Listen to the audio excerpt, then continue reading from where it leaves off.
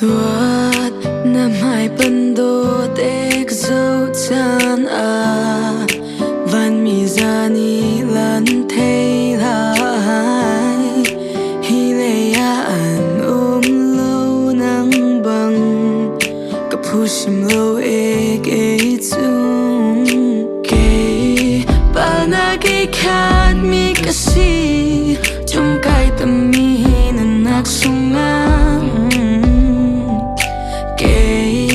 siatnak khat mi ka si dawh hlang tu Lowdy ruah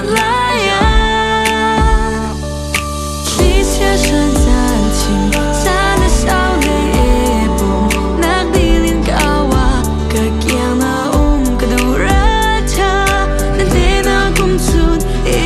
do big ti ka thei e zo ruah ti ka thei ti mi now gong ka boy tu ka tha ba toxic relationship and all the drama ka tu le chana nang ma kan ton ka van tha ka vale mi chana lama ka hoi tu ka tha ba baby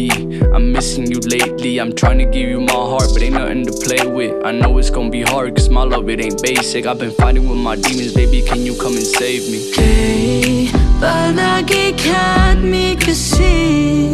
chum kai tam mi Nunnak siatnak khat mi ka si dawh hlang tu Lowdy ruah